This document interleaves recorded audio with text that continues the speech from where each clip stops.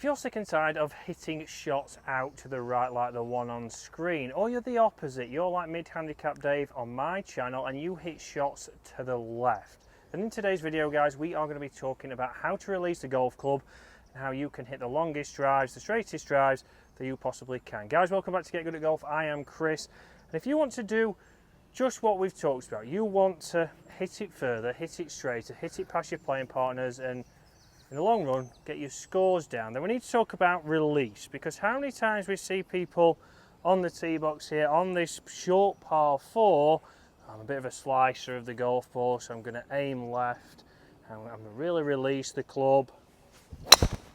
Oh, well, I felt like I've released it, but I've hit it way out to the right. And we can see where the strike of that is. You can see there, it is high and on the toe, but it's gone out to the right. So have I released that club? So I've hit it off the toe, which should straighten it up, but it's still gone right. Well, the classic is then, right, I'm going to release it. I've watched a couple of YouTube videos. If I aim right and I get my shoulders right, then I should be able to get that going nice and straight. So I felt like I've released it, but that golf ball has quickly gone left. So I've lost one right, I've lost one left. What do we need to do? Well, we need to think about how we release that golf club. So there on both occasions, I have tried to release the golf club, but with the way I've set up and the way the club face has been set, that's going to obviously have a massive effect on where that golf ball goes. So if I set up to a golf ball and I open my stance and that club face points down the middle, well, my stance and my aim is open to my club face, so we're going to be cutting across the golf ball, and that's going to have that spin onto the golf ball that is going to send it right. If I do the opposite, because you've seen that video, well, if I aim to the right and I keep my club face square, well, now we've done the opposite. We've done the extreme the other way. So we've now started to potentially aim to the right with a closed club face. We're going to hit that hook. And you might say, Mid-Handicap Dave, for example, on my channel, well, when he sets up, it looks like he aims perfectly down the middle, but he sometimes hits it left. Not as much now, because we have had a lesson which is over on my channel, guys, but that's because of his release pattern. So for Dave, one big thing that he will do, and a lot of people who lose the golf ball to the left, potentially when you are swinging, your release is coming early. So you're unhinging your wrists early, we're starting to get those passing the hands, and we're closing it down very quickly. So we're closing it down, that club face is then going to be to the left if you're a right-handed golfer, and that's quickly out of the sky. So what do you say if you're, okay, well, I'm somebody who loses it to the right and I feel like I'm trying to hold the club face more square. Well, this is a big thing that we see. We do see people who try and go, okay, I'm going to drive that golf ball down there, and we'll start to drive the hands. The club face or the club head will be a long way behind, and we leave that club head open. So again, we're going to get that big one out to the right. So where do I want to obviously release this club head? Well, it depends on the setup, and it depends obviously how you set up to the golf ball, so just with your stance and everything, but also what you are trying to achieve and how your body can move. Because if we aren't moving our body correctly, if we're stopping, turning and we're standing up, well, then I'm going to have to use my hands to try and get some contact. I'll either drive the hands, be stood up tall, or I'll try and close them down. So we have to think that when I'm set up to the golf ball, if I grab this tee, we need to be set up into this position here, and our thoughts from this position is make some slow swings. So make sure my takeaway is matching my spine, build to the top, and then in slow motion, if I come down from this position here, you'll see I want to let my hands release from parallel and rotate that body to square that club face up.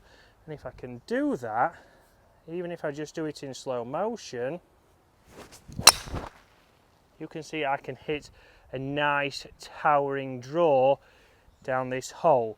But what is a drill that can help you to be able to do that every time? Yes, we can do the slow motion, but also can we do to give you feedback? So we need a drill to figure this out. So you're probably not going to do this on the golf course, but you're going to do it on the driving range. So is it your takeaway that's causing it, or is your takeaway going to tell you why you may be not releasing the club correctly? The answer is yes. So when you take your setup, I want you to do your first move. So the first move away, you move the chest, and what I want you to do from there, the club's matching my spine angle, I'm going to turn to that club and just let that drop down, and you'll see that when I've done that, the club face is square. If my grip was maybe a little bit strong and I've gone in here and I've taken that club away there, and you'll see that when I turn and pop that back down, club face is closed. So you can see down at the ground, you can see that that ball there, that club even, is closed. So I wouldn't be hitting that straight. I'm more than likely going to hit it to the left. Maybe when you set up, you might have a weak grip, and when you take it away and you turn around, that club face is wide open. So doing that can tell you if you've got a strong grip or a weak grip. There's nothing wrong with having either of these. If you don't want to change your grip, we're not saying that you have to have that neutral grip, but think about it. If you have a weak grip, and we know that obviously you are going to hit a fade, we're going to aim down the left, but I'm going to have my club face aiming a little bit down the left as well. What we're not going to do is go, okay, I'm going to keep my club face down the middle, and I'm going to shuffle my body around. So often what we see is it's going to be a late release there, so I want you just to match that up a little bit. So start to get yourself, right, I'm aiming left, the club's going to be left, and if anything, we can have it pointing perfectly matching your feet, so it's very neutral. We know your grip is going to open it up a little bit, but the ball will start left and it'll move back to the middle, and if it overfades, it's still going to be in the right hand rough. It's not like the shot on screen. The same if we're thinking about a draw. If you start to take your club away and it's very much closed, then all we're going to do is we're going to aim down the right but have the club face square to you. Because we know as a rule your grip is going to potentially release that club a little bit early. It's going to close that club face down. So if we aim down the right hand side of the fairway, then we know, okay, if you draw it, you'll draw it back to the middle.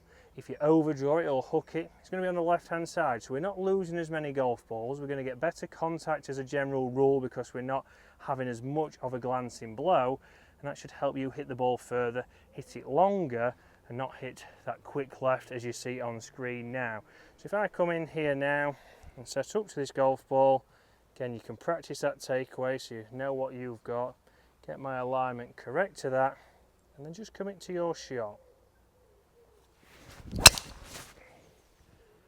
You'll see there, bullet straight down the middle of that fairway. So guys, think about your release, think about how it can affect where your golf ball starts, how fast it comes off the face, and if you're going to hit it past your playing partners. We don't have to have a neutral grip.